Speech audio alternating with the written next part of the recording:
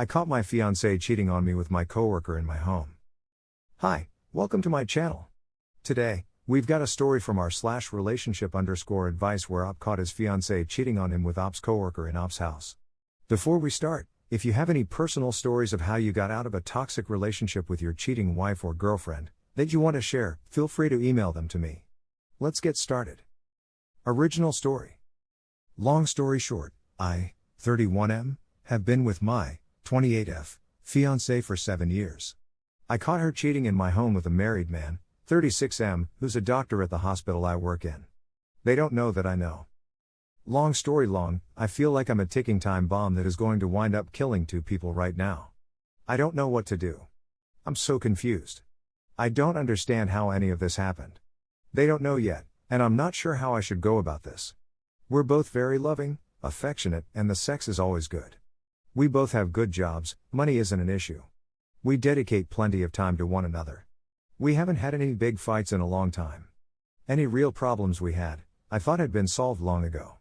No problems at all, until today. Today started well.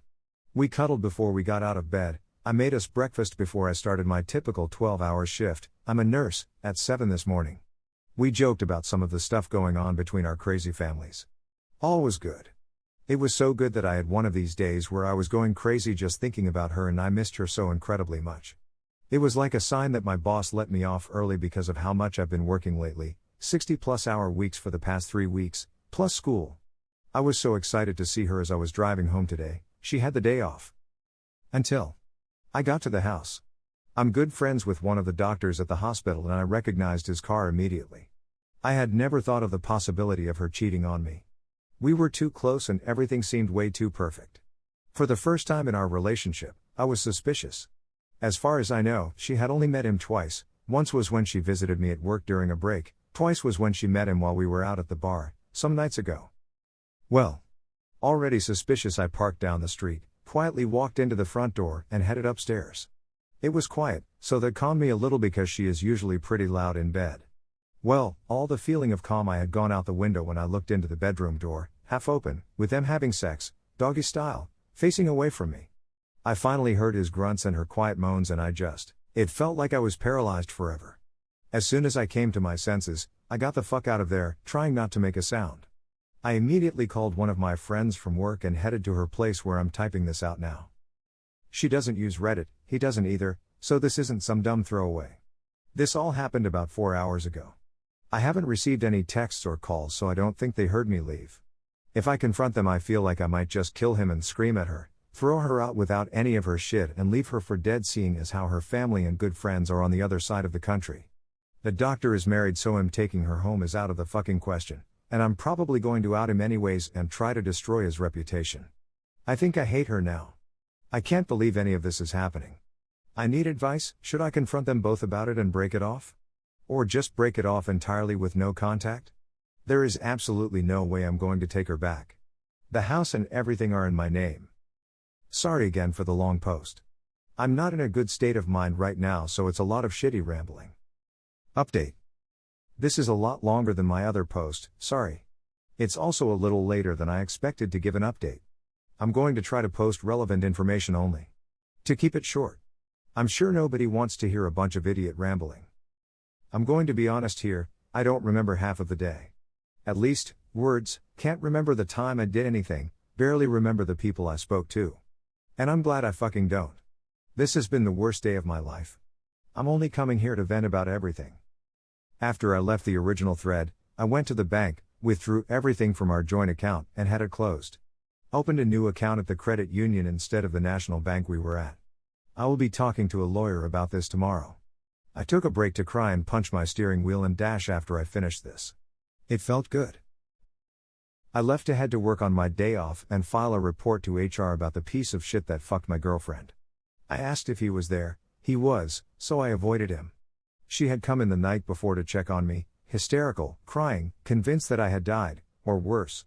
It took everything in my power for me not to mention what happened to everyone. I wanted to out him. I feel like I should have. The boss man that let me off early had no clue as to what was happening. If he does, he won't admit it. I tried to ask him without actually revealing what has transpired.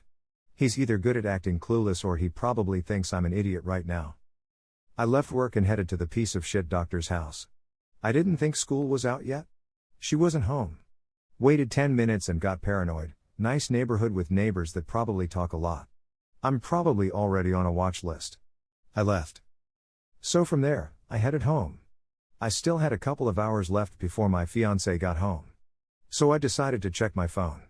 There were over 50-ish texts and 12 missed calls from her alone since last night. She went into total lunacy sometime after I had disappeared.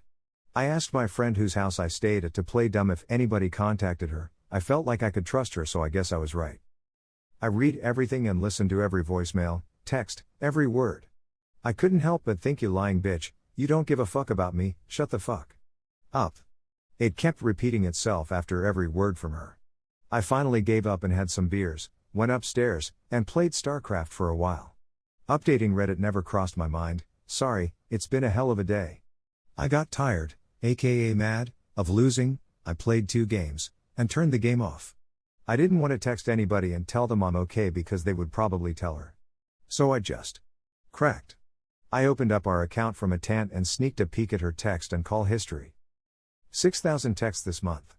6,000. Not even 200 of those were to me. Guess how many to Dr. Shitbag? About 4,000. I don't even understand how this is possible.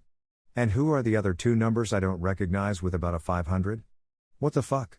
Yeah, I have unlimited texting, but what the fuck? Calls weren't out of the ordinary for her. I'm just obsessing over this retarded amount of texts. I don't fucking understand at all. My self-control ended there. I got into her email and oh look. We have some interesting emails from Dr. Shitbag. I read them. I threw my phone at the wall. There's a big dent there now and the screen on my phone is completely broken. That was kind of the idea. I kept drinking. I kept being angry. I kept playing StarCraft even though I was losing. 4:30 p.m. she wasn't home. 5 p.m. nope. I passed out at some point after that. I hadn't slept in over, I don't know, a long time. I woke up at 5 a.m. the day before, so about 1,000,000 hours. I came to some time later and she was sitting on the end of the bed. I was still drunk, so I don't think it had been long. Here is our conversation as I remember it. Liv, this is what I call her. Why? Me, you deserve it. Liv, no I fucking don't. Are you insane? Me, I don't fucking care what you think anymore. Shut the fuck you. Liv, stop. You're being an ass, really. Me, oh. Okay. I'm an ass. I start to raise my voice at this point. I'm an ass. Yelling, I'm the asshole here. Not you. Me. I'm the fucking asshole. What does that make you? Are you fucking serious right now? Now. I'm fairly big. I'm 6 feet 1 inch, 215. I used to be a bit bigger, but I stopped going to the gym due to working so much. She's about 5 feet 4 inches, about 110. I don't know. She's a lot smaller than me. Her, crying, please. Stop. Me, no. Fuck you. Fuck you. You're a bitch. Shut up. I stopped letting her talk and just shouted over her at this point. I didn't let her say a word. I stood right up to her and got in her face and accused her of everything. I ripped into her. I could have punched her in the face, I didn't. I forgot half of what I said, but she eventually ran out the door crying. I haven't heard from her since. This was maybe an hour ago. I don't know if I'm going to post an update to this. I'm calmer now that she's gone. I've been crying off and on hysterically as I write this, taking breaks now and again. I'm broken right now. And I don't know what I'm going to do from this point forward. 7 years of my life with her wasted. I could have spent that time with someone better. Wasted effort. A giant fucking waste of time. I'm done. I'm completely fucking done. The end. Fuck this shit.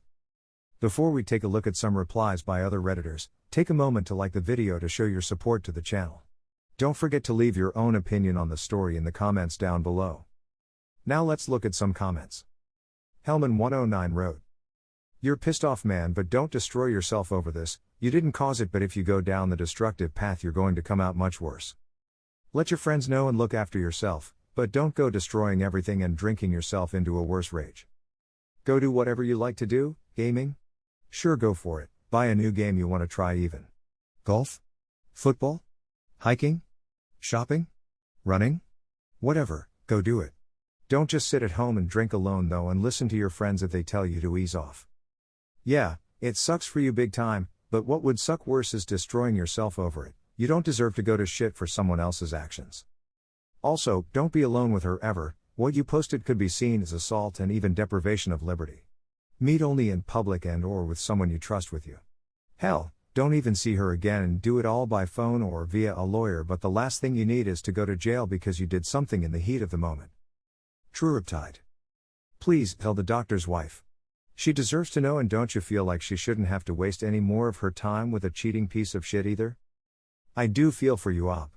You will find someone better, someone worthy of your loyalty.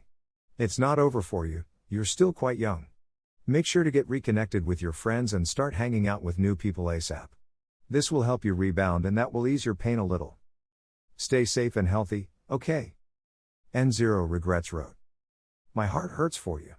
No one should have to go through what you've just been through, but you're going to be okay. If there's any way you can spend some time with good friends or family, you may not want to be alone right now. Southern Belladonna wrote. Wow. Dude, you are in a totally justified, bad place right now. What you're dealing with absolutely sucks. But please don't do anything else involving her/her money/her property until you are calm and talk to your lawyer. And don't try to confront the doctor at this point. Your emotions are too raw and you could end up with legal troubles. Do you have friends/family you can hang out with who can help you through this? You want to get drunk and rage cry? Understandable.